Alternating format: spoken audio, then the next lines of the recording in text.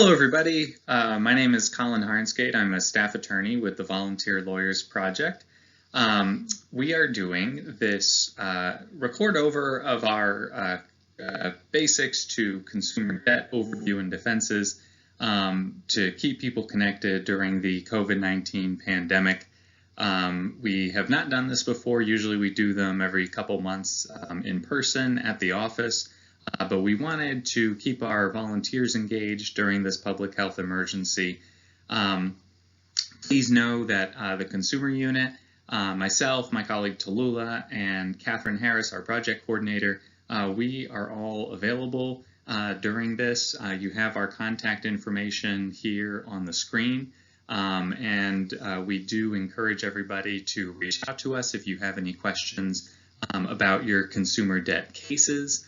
If you are interested in becoming more engaged with VLP and doing pro bono work. So this presentation will focus on the basics of consumer debt defense.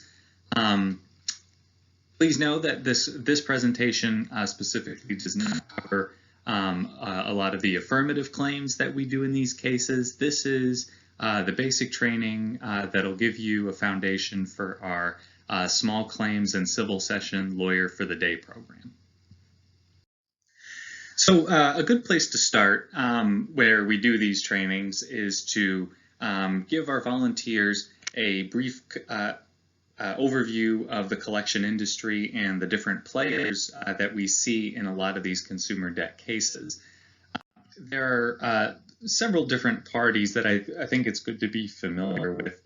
The main parties that we deal with in debt collection cases are probably, as you would guess, are collection attorneys. These are private attorneys who work in private law firms or in-house counsel for other debt collectors or creditors that use a variety of methods to try to collect debts. Because they are lawyers, they are on the front lines of debt collection, doing the debt collection for their clients. And they're the people who we deal with most in these cases. Of course, under the rules of professional conduct, when a party is represented by counsel, you do have to go through that counsel to get in touch with their client. So rarely, I would say, do we actually reach out to debt collectors and creditors directly. But it's good to know about the other players and who these collection attorneys are representing. Probably the most common client that we deal with are debt buyers. These are companies that purchase defaulted debts from original creditors. Original creditors are usually who people think of when they think of credit cards. Most people are familiar with these companies. These are companies like Discover Bank, Chase Bank, Bank of America. Often we deal with companies called Synchrony Bank and Comenity Bank. These are original creditors behind a lot of store cards like TJ Maxx cards or Home Depot cards. Generally what happens is people will contract with an original creditor to get an extension of credit. Let's say it's a Capital One credit card. And that person racks up about $500 in charges and interest and fees. If they don't pay it after a certain period of time, often those original creditors will sell that defaulted debt to a debt buyer. And the debt buyer is usually the named plaintiff in most of our cases. However, before filing a lawsuit against a consumer, the debt buyer will often hire a third-party collection agency called a debt collector or debt collection agency to do a lot of the dirty work to try to collect that debt. This can be phone calls, letters. Sometimes people, if they are trying to pay it off, they'll be contacting the debt collection agency to make a payment plan. But if the case goes to court, it's generally not the debt collection agency that's named as the plaintiff, but rather the debt buyer. So it is the debt buyer that we see as the named plaintiff in most of our cases, represented by the collection attorneys. So a lot of the debt buyers that we see in our cases are listed on this slide here. Portfolio Recovery Associates and Midland Funding and LVNV, I think, are probably the most common debt buyers that we see. Again, these are companies that our consumer clients have never had a contract with. They probably have not heard of them before. When they receive correspondence from them, they're not sure exactly a lot of the time who these companies are and why they allegedly owe them money. This is why under federal law, when these companies contact people, they're supposed to disclose the amount of the debt and who the original creditor was. So if somebody had a credit card 5 years ago with Capital One and now they're being sued by LVNV, LVNV has to tell them why that consumer owes them money.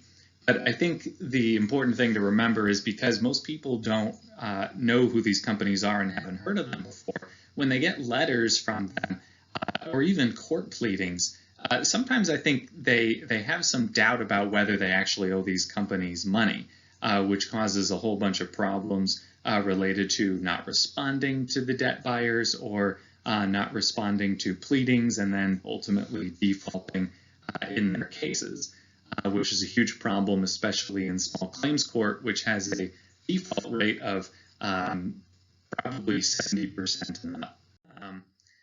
A lot of the original creditors that we see in our cases, most people have heard of, and they know what the debt is about. These are companies like Bank of America, Discover Bank, Capital One, TD Bank, and these are most of the original creditors that we see in our cases.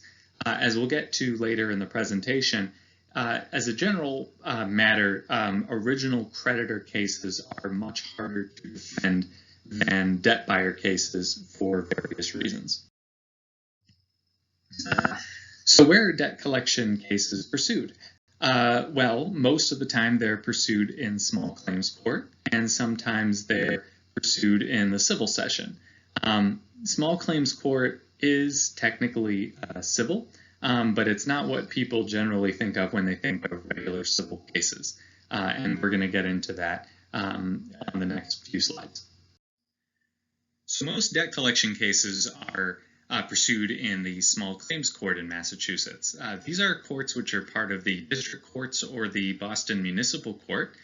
And they're a very strange animal, and they're kind of like the Wild West of the legal system. We'll go through a few of the differences between small claims court and the regular civil session. So small claims court they actually have their own separate rules of civil procedure. And just kind of guidance to litigants and the court about how the sessions are supposed to be conducted. And they are a lot more relaxed generally than the regular civil rules of procedure. So these are called the Uniform Rules of Small Claim. We have a link here in the presentation, or you can just Google Uniform Rules of Small Claim. You'll see a lot of things that are very similar to the rules of civil procedure. For example, if somebody defaults in their case, they can get it removed for various reasons. One very important difference between the civil session and small claims court is that litigants or defendants, rather, do not have to file an answer in order to respond to their case. So if they don't file an answer, they don't default. All they have to do is show up to court on the date of their trial. However, they can file an answer if they want. Other major differences is that the parties do not have a right to discovery.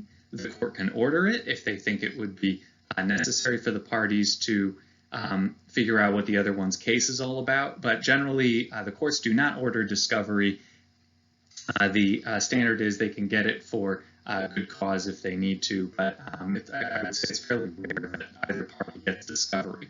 What that means, though, is that often you're presented with the evidence of what the other side has against you during the actual trial, which I think we could have a whole separate presentation about. The small claims court is small. All the claims are $7,000 or below. If the plaintiff or the debt buyer in our cases, debt collector files the case in small claims court. If they lose, they cannot appeal. There is no formal service, so a constable or a sheriff does not need to serve the complaint.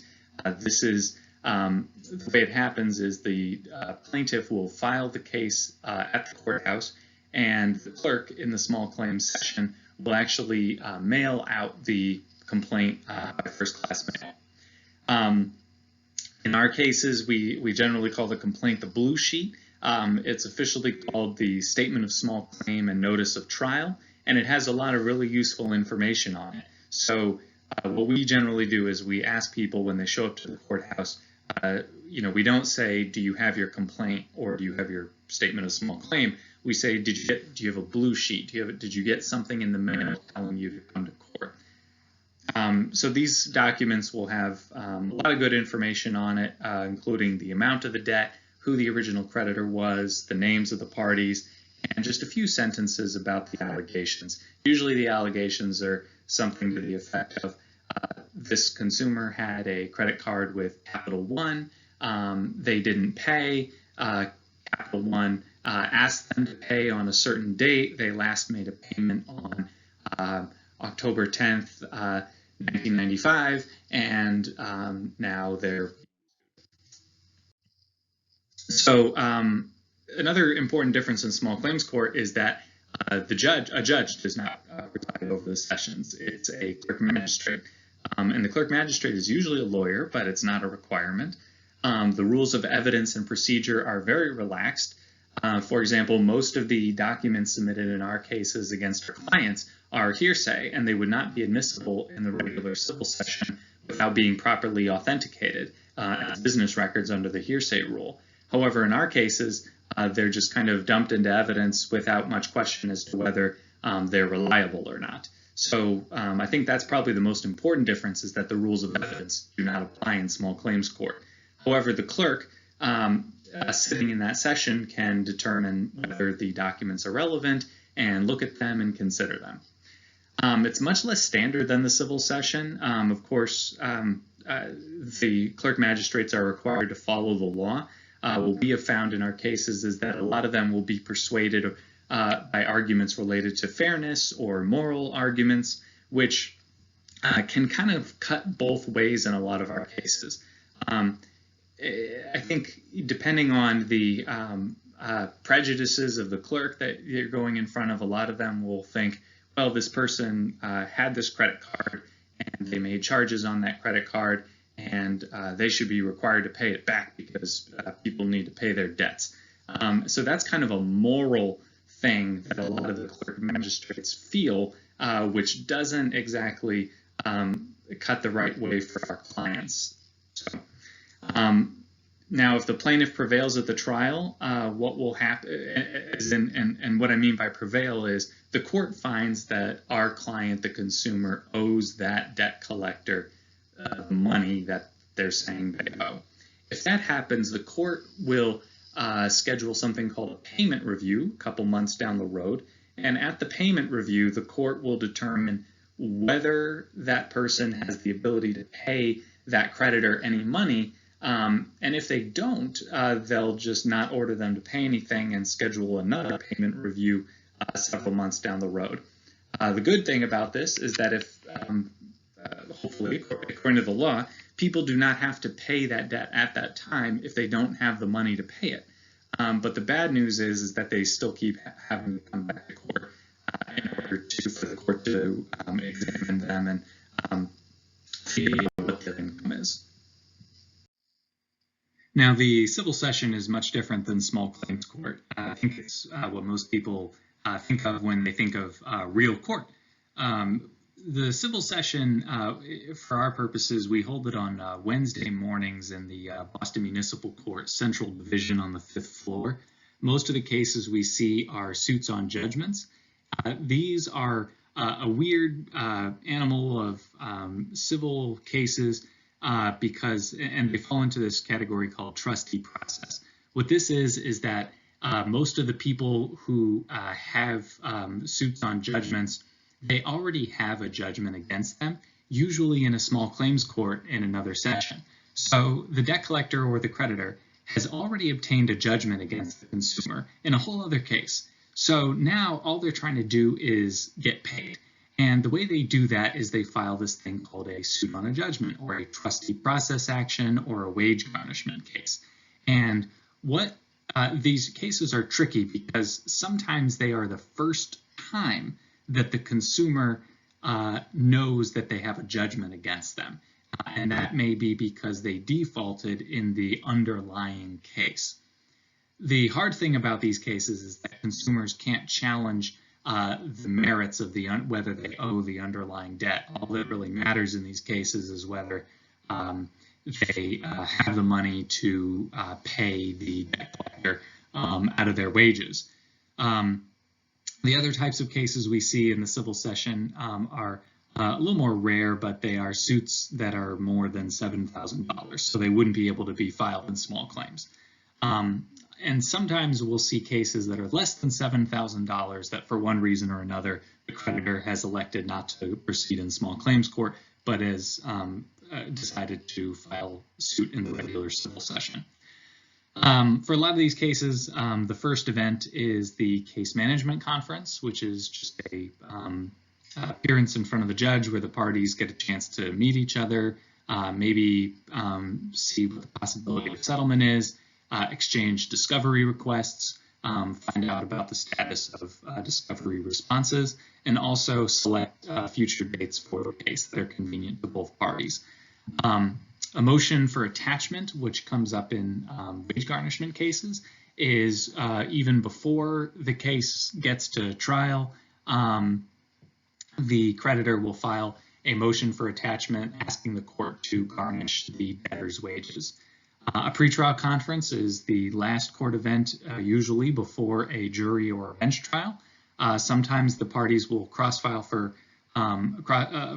summary judgment, and that will happen actually usually before the pretrial conference. And then ultimately, if the parties haven't settled or if the debt has not been paid through an attachment, the parties will hold a bench or a jury trial. What we do at the civil session is we help people file an answer, help them serve discovery on the opposing party. We will always put in an appearance for the client and talk to the judge and opposing counsel for them.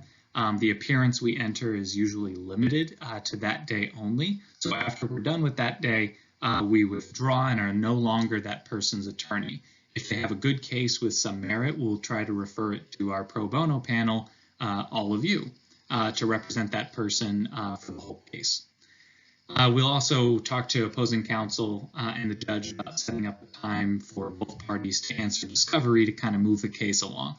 Sometimes you can get a lot of good information in discovery that will give rise to other defenses you may not know about, or counterclaims even.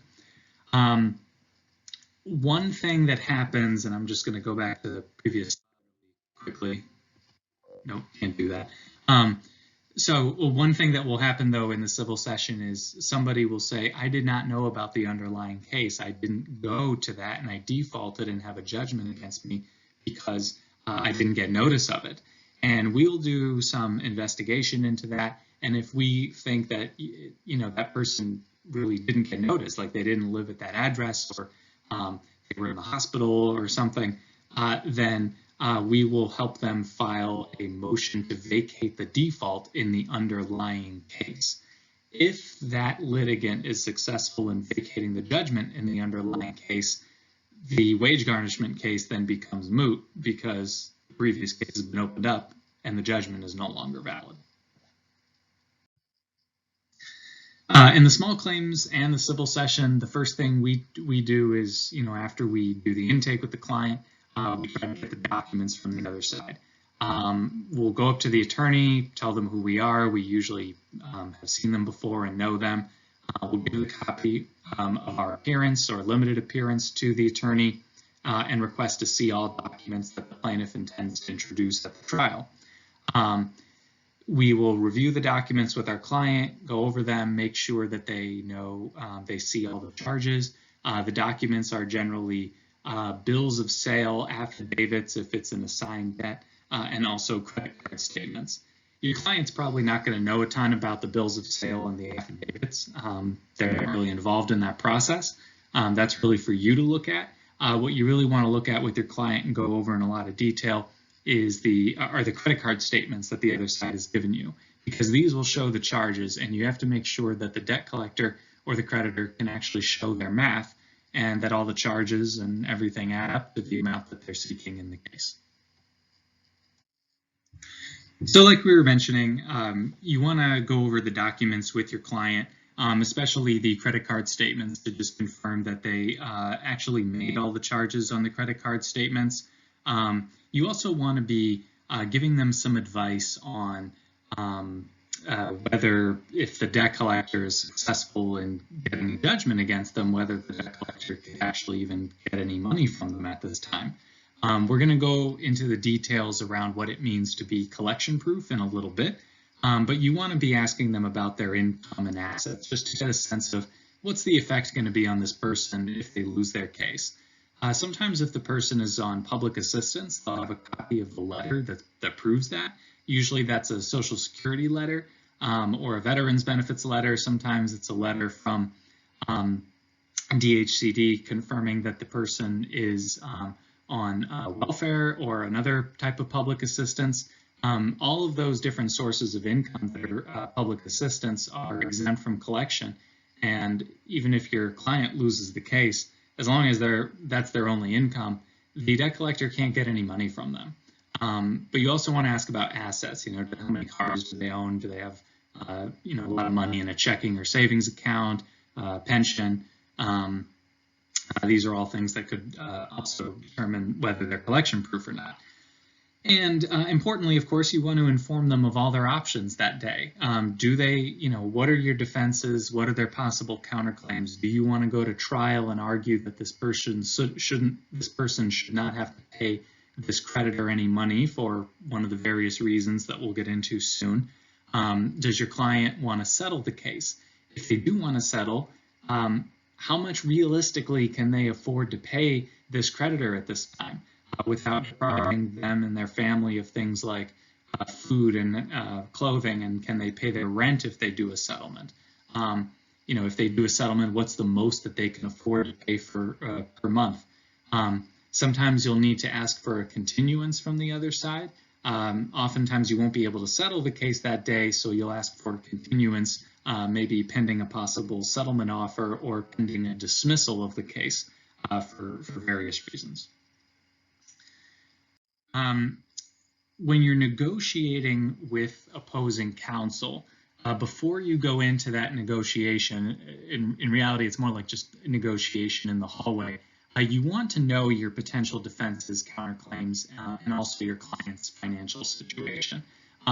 You don't want to go up to the lawyer for the creditor without knowing a lot of these things, because I think what we find in our cases is, find out about the case first, find out about the strength of the documents and also your client's financial situation, and then go talk to them with a possible settlement offer or a request to dismiss the case.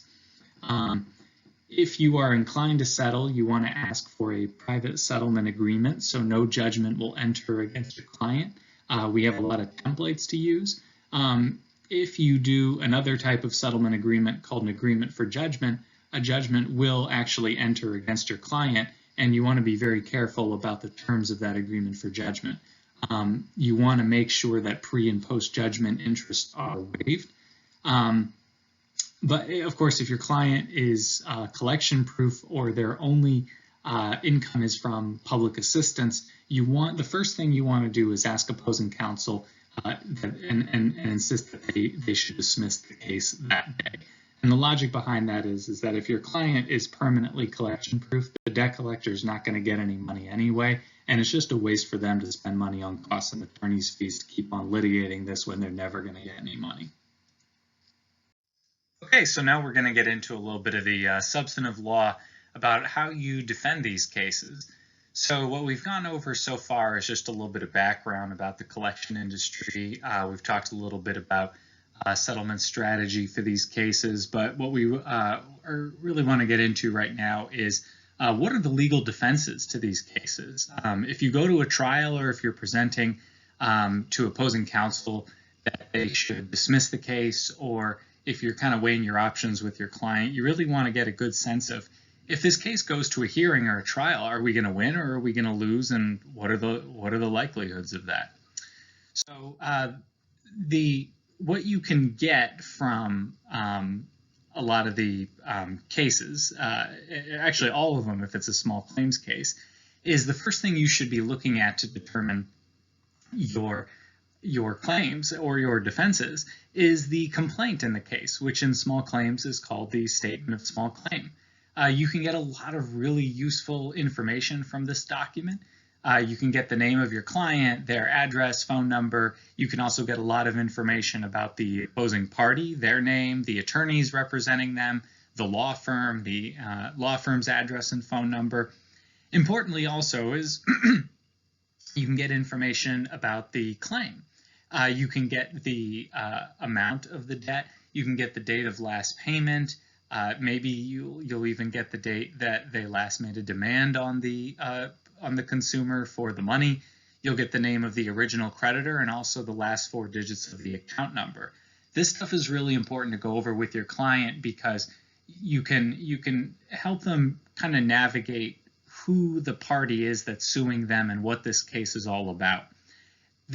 One of the first lines in the complaint should be that the person had an account with such and such bank or such and such original creditor. And that should give your client a pretty good idea of who's actually suing them. Again, this is this sheet of paper is usually blue. It's a carbon copy that the court will send out to your client.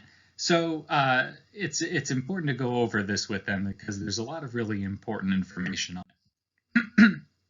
So when you're analyzing a debt collection case, you want to ask a few questions, kind of go over this isn't something that needs to be mechanical. It can kind of just be a mental checklist of things you want to kind of figure out. The first thing you obviously want to find out is who's the plaintiff, who's the person that's, or who's the company that's suing your client. Are they an original creditor or are they a debt buyer? Knowing this will help determine what strategies you should have for trial and the strength of your defenses and what defenses you don't have. You want to find out what your client's income is. Are they collection proof? Can they even afford a settlement? Is that something that should even be on the table? Do they recognize the debt? Is there a possible issue of identity theft here? Sometimes we'll see people insist that this was not their card or that they didn't make most of the charges on the card. You also want to find out whether your client feels as if they've been harassed by the creditor. Have they received lots of phone calls? Is your client being sued even in the right court? If your client lives in Dorchester, but they're being sued in downtown Boston, well, they might be being sued in the wrong court because there's a court in Dorchester that they probably should be being sued at. Was the case brought within the statute of limitations? You can often tell this from the date of the last payment, which is listed on the notice of small claim. So these are just questions you want to ask yourself and also ask your client as you're going through their case. Probably the most common defense that we use in these cases, and one that we, when we're successful in winning these cases at a hearing, is the assignment argument. This is a pretty, I think at its core, a very basic argument, although I think you'd be surprised at how many clerk magistrates don't either understand or accept this argument as being valid, no matter how terrible the creditor's evidence is.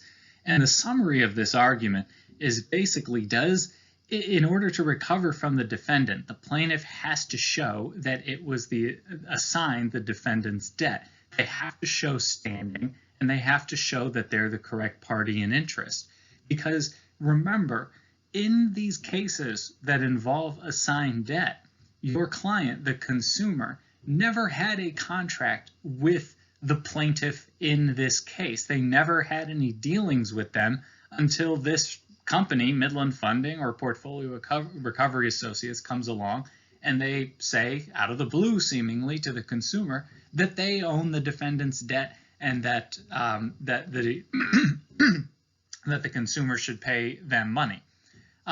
So this is it's really important that they have to show not only did this person have a credit card with the original creditor, but that debt that your client didn't pay was actually assigned to this party that's suing them. It's a pretty basic principle. And generally this only applies to debt buyers. There might be other circumstances where the plaintiff claims to be the assignee or the party in interest through a merger of some kind. This happens with certain store cards, namely Macy's cards, but they still have to prove standing no matter what. This argument obviously does not apply if it's, let's say it's Bank of America that's suing the consumer. And that's because Bank of America, if Bank of America is suing the consumer, Bank of America probably didn't buy that debt from somebody else. If the person says, yeah, I had an account with Bank of America, and it's Bank of America suing them, standing's not really an issue, and there's no alleged assignment that occurred. So you don't really need to worry about it. Where you really need to think about this is if you see the plaintiff in the case is a debt buyer, you'll know right away that they have this additional burden to prove that not only did the consumer have an account and default on charges with the original creditor, but that debt that they incurred was actually assigned to the plaintiff, in this case, a debt buyer. There are cases from the appellate division that outline exactly what the debt buyer has to show and introduce into evidence to show that they're the correct party in interest. These cases, Kim Howe and Norfolk, are really good, really clear about what they have to show. We do suggest that everybody read those cases before they take one of these cases and come to our sessions. They're really educational. They'll give you a really good sense of what kind of documents and proof the debt buyer is supposed to bring with them to court in order to prove their case. So the second defense that we use fairly often is that let's say you go to trial and you're at the hearing and the creditor is claiming that your client owes them a certain amount of money, right? Well, but hardly ever in these cases, almost never, I would say, does the creditor ever have a signed application or contract with your client indicating that your client ever agreed to pay them any money. And this is somewhat curious because under state and federal law, creditors, before they extend credit, they can only extend the credit in response to an application or request, which is going to be in writing by your client. So this is the case even in the modern world today, where a lot of this stuff is done online. There can be an electronic signature of some kind. Somebody goes to bankofamerica.com or CapitalOne.com. They fill out an application, and then they electronically sign it, and they'll send it over to the creditor. And then a couple days or a couple weeks later, they'll get a credit card in the mail that they can use and make charges on. Well, that original electronic application or something in writing, we almost never ever see in our cases. I think we've seen them maybe 2 or 3 times where someone's written or electronic signature is on a document. Yet somehow debt collectors and creditors are still able to pursue these cases without that document. And I think the question is why. And the answer is because in Massachusetts, as in many other states, there is something called an account stated theory, which is an actual cause of action. What that means is when somebody, a consumer, receives an invoice in the mail with certain charges on it and they don't object to it, they essentially assent to the balance on whatever that invoice was. That invoice in our cases is the credit card statements. So according to the creditors and the plaintiffs in our cases, all they have to show is that they sent the consumer certain credit card statements with charges on them and a very clear balance amount, and that consumer did not object when they received that in the mail. And oftentimes they assented to the balance by making a payment or maybe making another charge. The law in Massachusetts is fairly, I think, clear that an account stated is a valid cause of action and that the creditors do not need contracts in order to pursue these debts.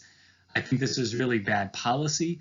The idea that somebody can get something in the mail and then not object to it, and that means they assent to whatever it was on that piece of paper that they got in the mail, is really bad from a public policy perspective. But we do have to work within what the law says as far as the account stated theory, and as of right now, it is a totally valid cause of action for credit card cases when debt collectors are trying to collect money on an unpaid credit card. So generally, not saying that it's not a defense to these cases that you can simply say there's no contract or no application. That being said, very few clerk magistrates, very few, will actually say if there's no contract or no application, there's no judgment for the creditor in these cases. But again, that's very rare. But it is, I think, still worth bringing up that federal and state law require there to be a signed application or contract, and the debt collector is not putting that into evidence.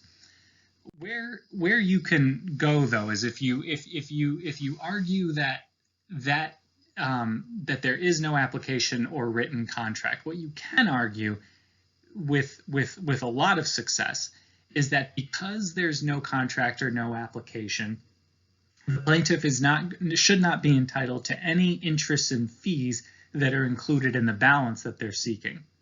So the way this argument goes is essentially like this. It's essentially the consumer here is not arguing that they didn't have this credit card with Capital One. They're not arguing that. There's no dispute. The dispute goes to whether the plaintiff is entitled to collect the fees and interests that are part of the balance that they're claiming. And in order to collect those fees and interests, they have to show through a signed application or signed contract what fees and interest the consumer originally agreed to when they opened up the credit card. Because without that signed contract or signed application, the plaintiff is asking the court to guess what the actual terms of the contract or application were. So what the court should do is, if they find that this plaintiff is entitled to recover from the defendant, they should take the balance that the plaintiff is seeking and get rid of all the fees and interests and only hold the consumer liable for what the principal balance was. And the way you come up with this number is you look through the credit card statements and you add up all the purchases or cash advances that the consumer made. And then you add up in a separate column all of the purchases that they made over the course of the debt. And you subtract the purchases you subtract the payments from the purchases and cash advances, and you have the principal number. Oftentimes, the creditors will not give you statements going over the complete life of the debt. They will simply start with a balance at some point. You should not include that starting balance in your math. You should only look at the purchases, cash advances, and payments on the statements that they've given you, and then ask the court to disregard any starting balance because you really don't have any idea how that starting balance was calculated. And as a result, the plaintiff shouldn't be allowed to recover it. What they should be allowed to recover is only the principal. So that's the payments subtracted from the purchases and cash advances. Another good defense is that the case was simply brought outside the statute of limitations. This is, of course, a complete defense to a debt collection case, and everybody agrees that if a case is brought outside the statute of limitations, that the plaintiff should not be allowed to recover. The tricky thing in our cases is figuring out when the statute of limitations begins to run. It is fairly well established that in Massachusetts, the statute of limitations runs from 6 years from the date of the last payment. However, a lot of these contracts and a lot of these credit cards are governed by the laws of the state of Delaware, which actually has a 3-year statute of limitations rather than 6. If the subject of the case is a store credit card that the person could only use to purchase goods rather than any services, you might have an argument that the Uniform Commercial Code should apply, and that is a 4-year statute of limitations. Generally, it's an uphill battle to argue that the limitations period runs from the date of default rather than the date of last payment, because there is a fairly strong case law in Massachusetts that says that if somebody makes a payment on an account, that actually restarts the clock for statute of limitations purposes. So defense number 5, your client claims that they're the victim of identity theft. So this one can be kind of tricky, and it leaves you with a couple different options about how you want to approach it. Generally, if your client says that they did not make all or some of the charges on the account, or they never had the card, or they've been the victim of identity theft, the safest option and the safest course of action for you is to get a continuance of that court date to give your client some time to contact the creditor and submit an identity theft affidavit. Some creditors will have different requirements about what they need from the consumer in order to discharge the debt, but generally you should try to get a continuance so your client can submit appropriate documentation, which is usually an identity theft affidavit. Sometimes it's also a police report of some kind. Basically, they want that information because they think it's a little more reliable than just you or your client saying to them in the hallway of the courthouse, "Oh, my person never had the card," because they're the victim of identity theft. They'd rather you sign it under oath and also sometimes file a police report because, of course, it's against the law to file a false police report. Some common scenarios where this arises is where a ex-spouse or partner opened the account and made the charges instead of your client. Sometimes the card gets stolen, or sometimes your client's identity gets stolen and some party that they have no idea who they are is either using their social security number or open their account in some other way. Sometimes we do have the capacity to also help people complete the ID theft affidavits at the clinic, and sometimes VLP staff is willing to follow up after clinic in order to help the person complete all the necessary paperwork. So also be on the lookout for this. However, sometimes when you're going through the credit card statements with your client, they will not recognize certain charges. Of course, that doesn't automatically mean it's not identity theft. I mean, who among us actually remembers everything we charged to a credit card 4 years ago? I think but the credit card statement should indicate and give you some information about the nature of a certain charge. It should tell you, oh, it was made at like a Dunkin' Donuts in Waltham, Massachusetts, and you can ask the person, oh, did you ever maybe have occasion to go to a Dunkin' Donuts in Waltham? Another scenario though is, oh, this charge is from a casino in Las Vegas. Did you ever go to Las Vegas and make charges at a casino? And that's pretty clear that they could say, oh, I absolutely have never done that, never been to Vegas, never went to a casino. And there you might have an identity theft issue on your hands. The sixth defense and final one and very important one is that your client is collection proof. This defense is a little bit different than the others because being collection proof is not a defense to judgment. It is only a defense to payment, and it basically is that if the person that the debt collector is suing has only non-exempt income and they are very, very poor, the law says that they cannot legally be required to pay the plaintiff any money at this time. Of course, if their income changes, they may sometime in the future be required to pay them some money. But again, it's not a defense to judgment. It's only a defense to payment. And it's really relevant at payment review hearings where the court is trying to figure out how much money to order this consumer to pay the plaintiff. Now, sometimes your client is going to be permanently collection proof in that their only they have a disability, and or maybe they're elderly, and it is fairly certain that for the rest of their life they're not going to be making much more money than they already are. And if that's the case, you can often convince the creditors' counsel to dismiss the case right there if you have proof that in fact this person's only income is, for example, Social Security or disability. And we've listed here some relevant statutes that provide all the Massachusetts exemptions, and also the federal statute, I believe, that's providing for the exemption for Social Security.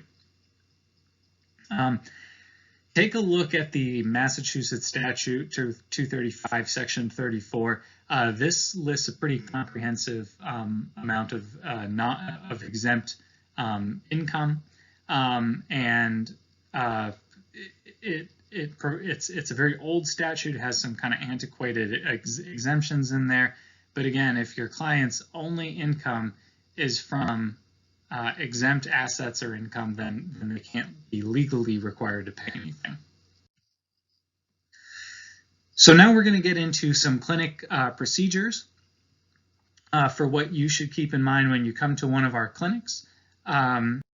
So here are the dates, our clinic dates currently. Quincy, Cambridge, BMC Central small claims, Dorchester small claims.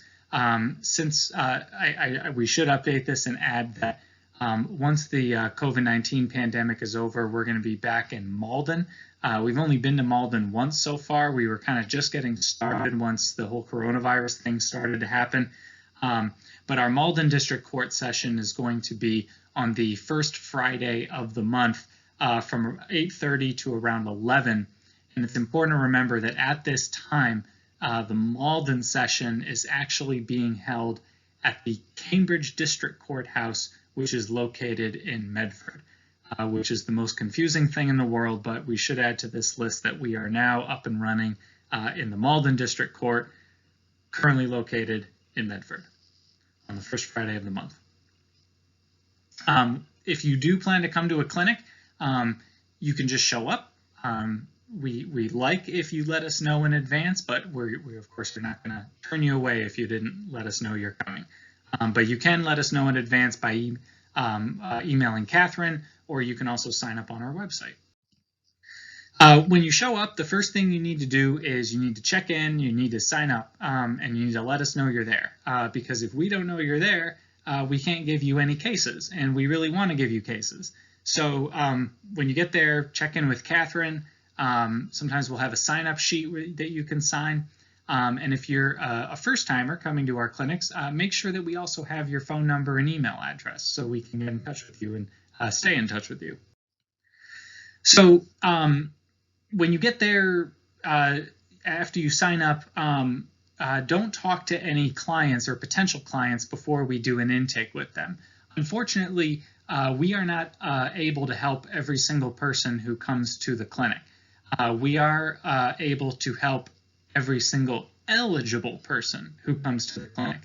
And what I mean by eligible is that they have to be a citizen or legal permanent resident or other qualifying immigration status, and they have to be at 200% of the poverty level or below. And we get this information in our intake process. So we don't want our volunteers talking to people and giving them legal assistance before we do our intake, because that person may turn out not to be eligible for VLP, and as a result, not covered under our malpractice insurance when we provide them with legal assistance. So we screen for eligibility, get their contact information. We get a little information about the case, but really not a whole lot. It's on the volunteer to really figure out what the case is about. Most of our cases in the consumer unit follow the same fact pattern, which is that this consumer is being sued for X amount of dollars in X court, and they need legal representation. But finding out really a little more about the debt is the job of the volunteer. And you're, of course, encouraged and welcome to ask questions to any VLP staff who are there about legal defenses and other things. So if the litigant is not VLP eligible, VLP cannot assist them, and that includes you as a volunteer under VLP's malpractice insurance. We can't, unfortunately, even give them legal advice. The most we can do is give them a little information.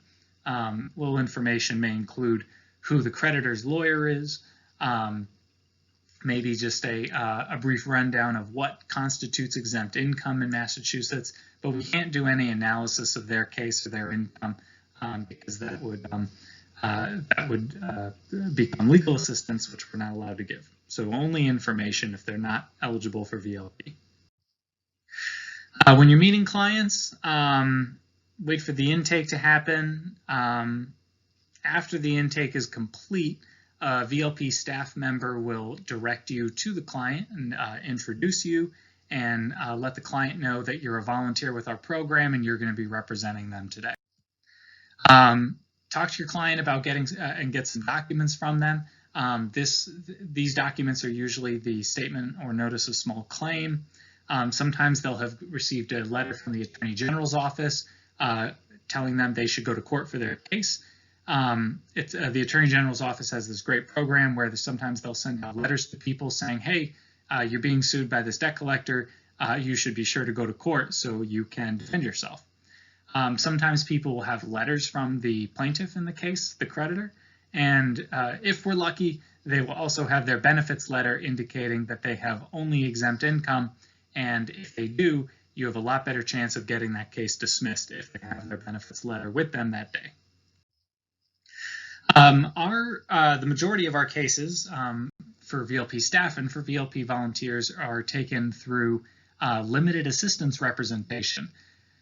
Limited assistance representation is a really cool thing where you can enter an appearance for somebody and be their lawyer for that day, but after that day, you are no longer their lawyer. So you're only agreeing to represent them for a very specific part of their case.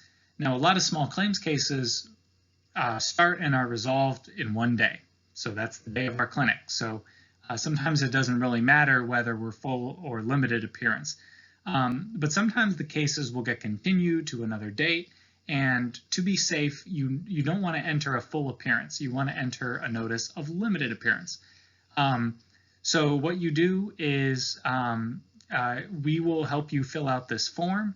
It's pretty tedious. You have to put in all your contact information, your bar number, information about the case, like the docket number and the parties.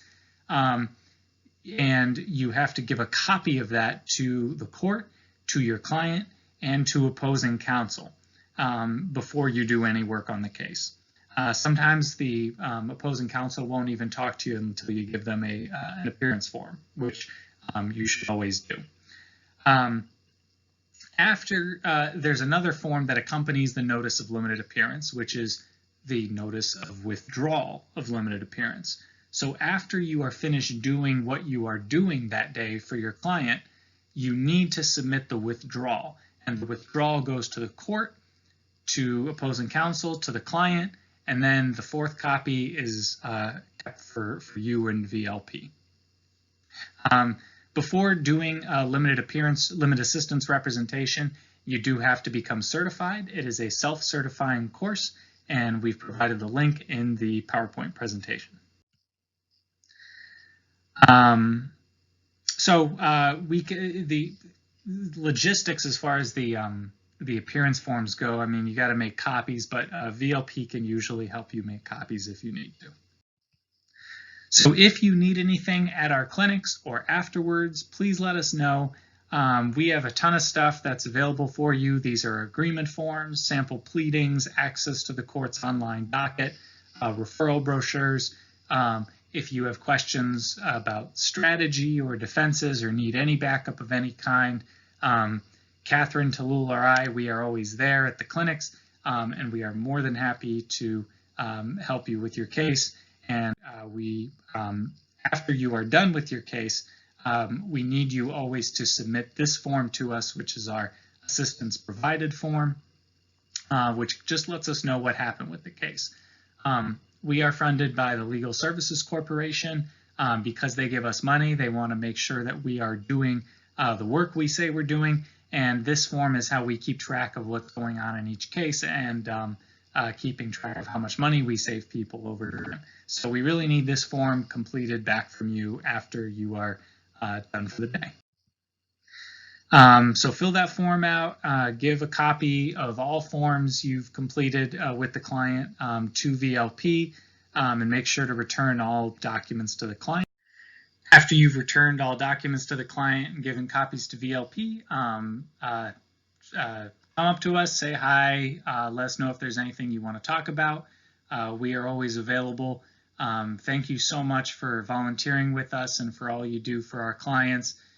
Stay in touch with us. Let us know if you need anything. Thank you.